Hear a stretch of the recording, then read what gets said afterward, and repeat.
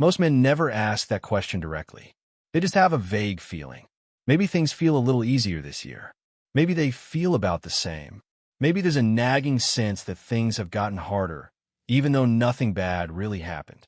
But a feeling isn't proof. A feeling can be wrong in both directions. It can tell you everything's fine when it isn't, and it can tell you you're falling behind when you're actually making real progress you just haven't noticed. This video is about replacing that vague feeling with a few simple, honest markers. Not complicated spreadsheets, not financial jargon, just a handful of plain questions you can ask yourself once a year that will tell you, clearly, whether the last 12 months moved you forward, kept you in place, or pulled you backward. This matters more than it sounds like it should, because a man who doesn't check this drifts. He assumes things are fine because nothing dramatic happened. Right up until the year, he realizes 5 years went by and nothing actually changed. Checking in once a year is how you catch that early, while it's still easy to fix. Let's get into it. Why your bank balance alone doesn't tell you the answer. Here's the first mistake almost everyone makes without realizing it: judging the whole year by whatever number happens to be sitting in the checking account today. The problem is that number moves around constantly for reasons that have nothing to do with your actual progress. Payday was yesterday, so it looks great. The car needed a repair last week, so it looks terrible. Christmas just happened, so it looks thin. None of that tells you anything real about whether this year was better than last year. It's like judging your health by stepping on a scale after one big meal. The number is real, but it's not telling you what you think it's telling you. If you want a real answer, you need something steadier than a snapshot of one random Tuesday. That's what the rest of this video is going to give you. The one number that actually matters. There's a simple exercise that cuts through all the noise, and it takes about 10 minutes. Grab a piece of paper or open a blank note on your phone and write down everything of real value you own. Your savings, your checking account, your car, your home if you own one, anything worth actual money. Add it all up. That's one number. Now write down everything you owe: credit cards, loans, anything left on the car, anything left on the house. Add that up too. That's a second number. Subtract the second number from the first. What's left is a single figure that reflects your actual financial position, better than any bank balance ever could. Some people call this your net worth. You don't need to use that term if it feels stiff. Just think of it as your money number, the real one, the one that accounts for what you have and what you still owe. Here's why this matters. This number can only really move in a meaningful way over months and years, not days. And when you calculate it once a year on roughly the same date and compare it to last year's number, you get something a bank balance can never give you: an honest apples-to-apples answer. If this year's number is higher than last year's, even by a small amount, you made progress. If it's roughly the same, you held steady, which during a hard year is sometimes a real win. If it's lower, you know that clearly too, instead of guessing. That's the foundation. Everything else in this video adds detail to that picture. Sign 1. Your total debt is smaller, even if your savings isn't bigger. A lot of men only measure progress by how much they've saved, but shrinking debt counts just as much, and it's often the part people overlook completely.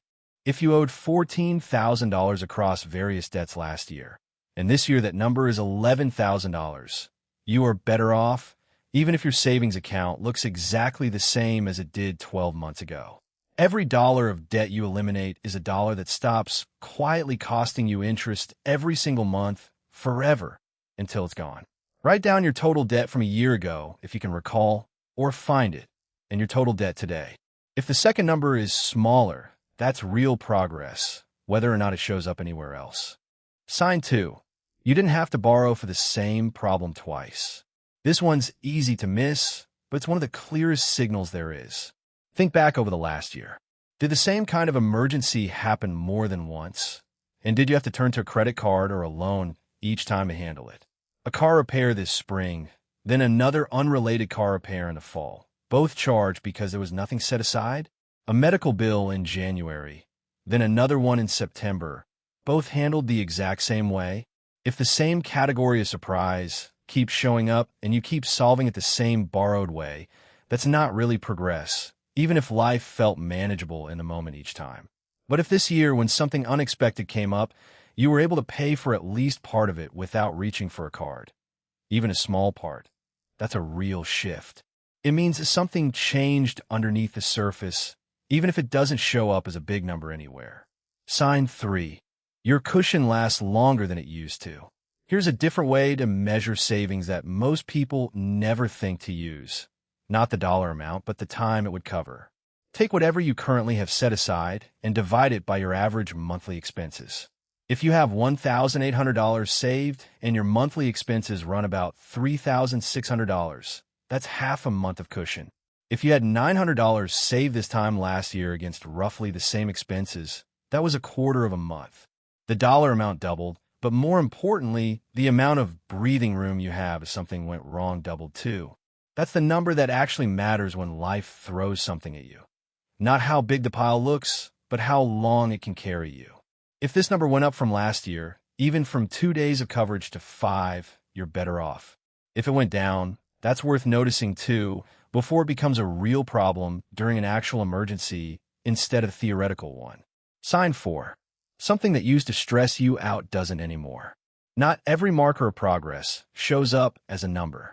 Some of it shows up as relief.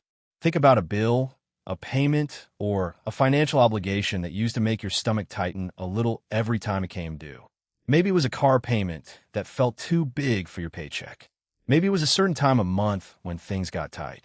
Maybe it was a specific debt that felt like it was never going to end. Ask yourself honestly, does that same thing still create the same tension it did a year ago? If it's eased, even slightly, even if you can't fully explain why, that's real. Financial progress isn't only measured in account balances. It's also measured in how tightly your shoulders are wound up when a bill shows up in the mail. Sign 5. You made one financial decision on purpose. Most years, a man's finances mostly happen to him.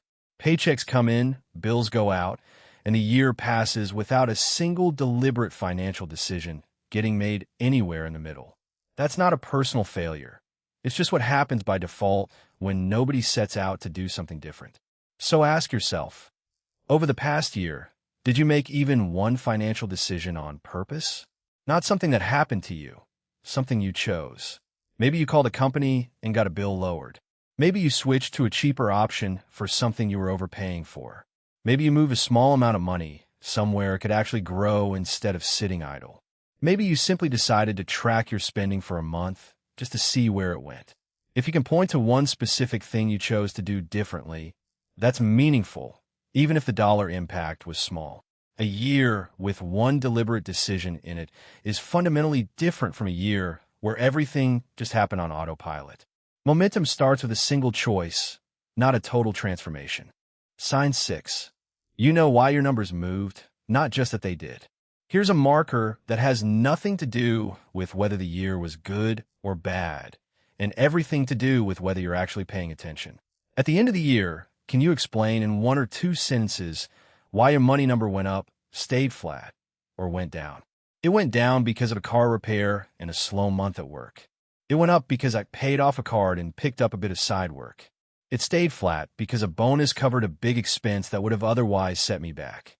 If you can answer that clearly, you're in control of the story, even during a rough year. If you genuinely have no idea why your number moved the way it did, that's not a crisis, but it is a sign that you've been a passenger in your own finances rather than someone steering them. That's fixable, and simply asking the question is the first step toward fixing it. What better off doesn't have to mean. Before we get to the plan, it's worth being clear about what this isn't asking of you. Being better off than last year doesn't mean you need a bigger paycheck. Plenty of men make real financial progress in a year without a single raise, just by shrinking debt or building a small cushion. It doesn't mean every single number has to move in the right direction at once. Some years, one thing improves while another holds steady, and that still counts. It doesn't mean the year has to feel easy. Some of the most financially productive years of a man's life are also some of the hardest ones to live through. And it definitely doesn't mean comparing your numbers to anyone else's. This isn't about where you stand next to a coworker, a brother-in-law, or someone online. It's strictly about one comparison. You, today, against you a year ago. That's the only matchup that actually tells you anything useful. The one-time bump that can fool you. There's a trap that works in the opposite direction too, and it's worth watching for. Sometimes a man's money number looks great at year's end, and he assumes he's finally turned a corner, when really, a single one-time event did all the work. A tax refund landed. A relative left him a small inheritance. He sold something valuable he'd been holding on to. Any of these can make this year's number jump well above last year's, and it's tempting to read that jump as proof that things have changed for good. Here's the honest question to ask. If you set that one-time event aside completely, did anything about your actual habits shift underneath it? Are you still spending the same way, saving the same way, handling emergencies the same way you always have? If the answer is yes, the bump was real money, but it wasn't real progress in the sense that matters. It didn't change the pattern that will keep repeating long after that one-time boost is gone. That doesn't mean you should feel bad about a lucky year. It just means it's worth knowing which part of the improvement came from a changed habit and which part simply landed in your lap. The habit keeps paying you back every year after. The lucky bump doesn't.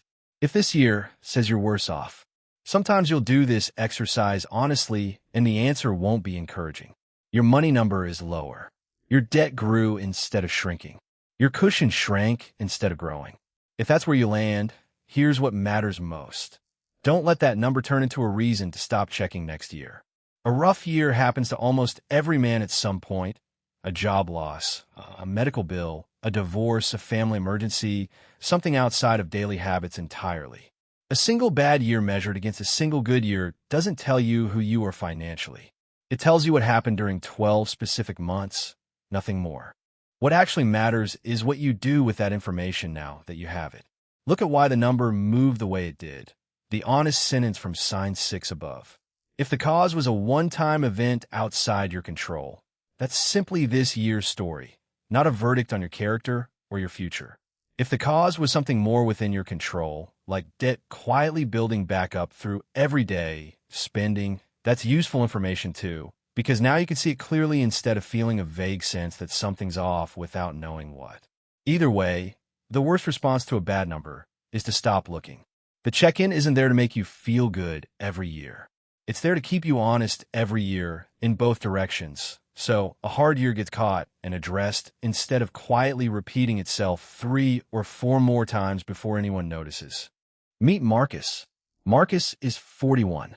This past year, work was tight, no raise, a couple of unexpected car repairs, and a summer where money felt tighter than usual.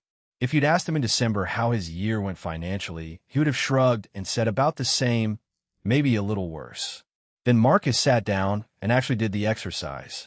His total debt had dropped by about $1,800 over the year, mostly from steadily chipping away at a credit card he'd been carrying for years.